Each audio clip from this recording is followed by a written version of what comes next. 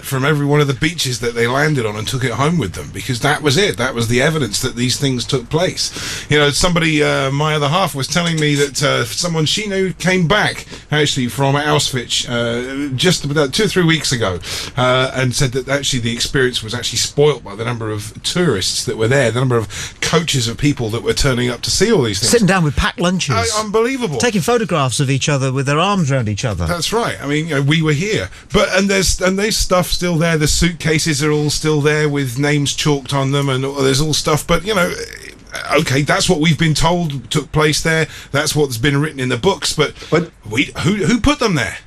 But the point is, okay, who put them there? What David Irving is not, you see, David Irving is not arguing that some of the facts are slightly incorrect.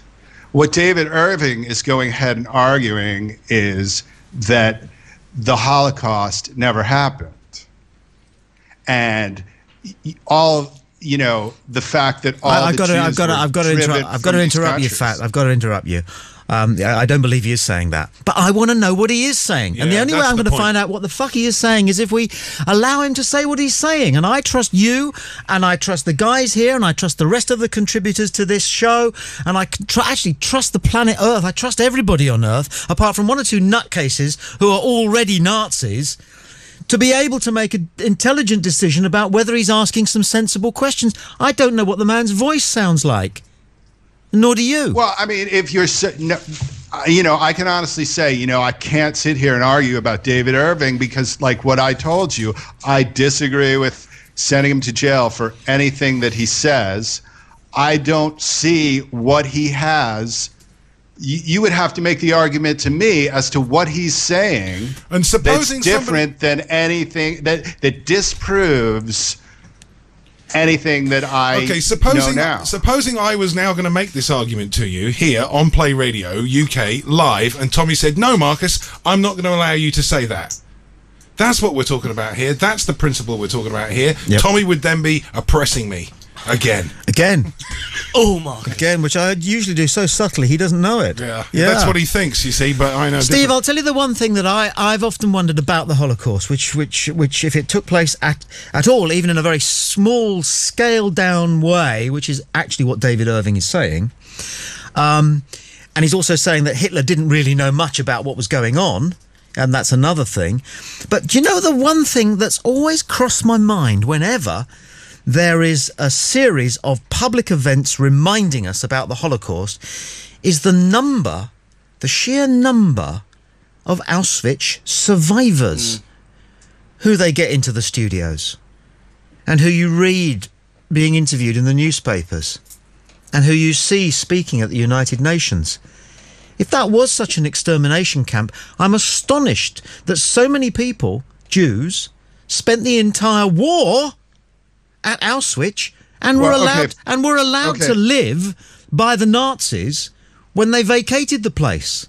Okay, I will address that. Okay, first of all, you know, that's entirely anecdotal because you're not giving a number. You're saying there's so many. But, okay, first of all, I can only speak of my own personal experience and my family's experience, which I didn't even know what it was until a few years ago when I went back to Poland and Amsterdam. I'm just going to, for professional reasons, ask you to react a little bit more to what I've said, which would be useful. Well, okay, if you said to me there are 2 million Auschwitz survivors, I'd say, okay, that's very strange. But you're just saying so many. Have you ever heard of any?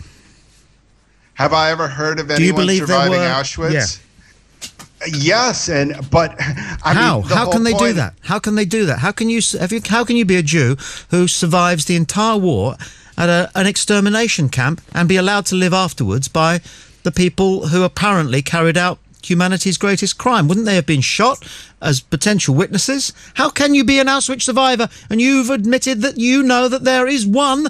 There are actually loads, but there is one. How can that person have survived that?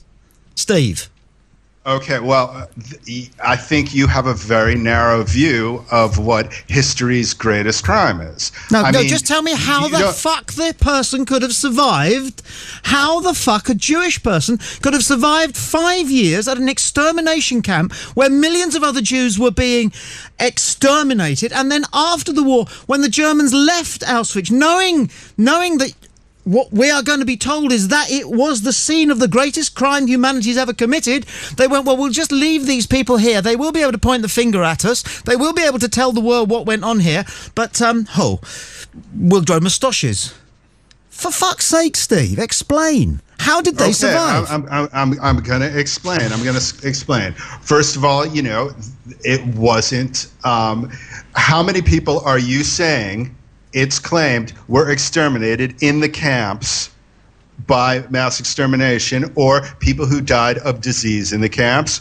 Or are we talking about people who... Okay, I as I said, I can only speak about my family members, and it was my great-grandparents who... How did they survive, Steve? My great-grandparents did not survive. How did survivors survive? I'm really interested. Okay, wait, but my great-uncle, he was sent to Dachau, which was a political prisoner camp. He was sent there in 1938. In 1939, they released him, and he fled to America. He couldn't get my great-grandparents' passports. He couldn't get them over to... You're drifting way off the point. If you can't answer the question...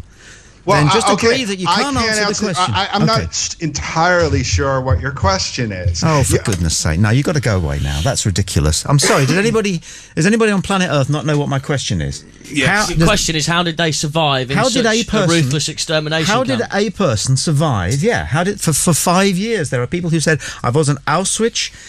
If it happened... Just been fucking good at playing dead. Yeah, absolutely. No, I'm not saying that the Holocaust didn't take place. No, of course it did. What I am interested in, though, is the kind of questions that David Irving might be asking. Exactly. In order to find out... His opportunity to ask those questions has been removed, and our opportunity to hear him pose those questions, and for us to have the opportunity to question our own beliefs. As much. playradiouk.com. Just great music. Looking for an easy way to increase revenues for your business? With the world-exclusive Play Radio Stream launch advert, we can tell over 1 million listeners a month about your business and how to buy your products and services. This fantastic opportunity is available exclusively to only one advertiser each month. So make sure you're the one and start increasing profits today. For full details, go to playradiouk.com/sales or call 01243 55 63 55. Do you ever get the feeling someone's watching you? Creepy, isn't it? Well, how would you like to be the one doing the watching with the Play Radio webcam? Have a look and see what our presenters get up to while they're live on air. See Lee Mosdale scratching the parts that no other man can reach. Ugh. Or Paul Anthony saying his name backwards after 10 cans of special brew. Or Jamie Robertson with his, pet sheep. Go to playradiouk.com/webcam and take a look for yourself. But only if you don't frighten too easily. Letting it all hang out. Ooh. Tommy and Duncan on Play Radio UK. Beware, the content of this show may offend. What? Okay. We are this evening discussing freedom of speech.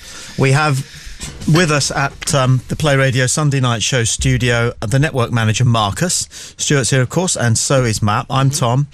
We're making it as level a playing field as possible because one of possibly the great thing about this type of webcasting or whatever it is that we're not subject to the same kind of constraints that can be sensible and can be a pain in the arse and can also be an impediment to understanding. What's next, Stuart? I've got 1 million people waiting on hold for Skype, and if you want to take the phone call first, that's probably easier. I'll take a quick phone call on to the Human Zoo or whatever it is. Hello? Oh, hello?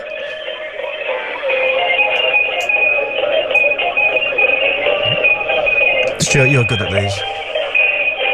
Damn. Even I don't recognise this one. All right. I think I'm on now. Yeah, you are. What do you have going on there? Some crazy nut. You're talking about Auschwitz. How do people stay alive? Remember, Hitler kept thousands alive in order to initiate his plan. They were actually self-serve workers. So the ones that survived were part of the system that literally... Yeah. But they were fed on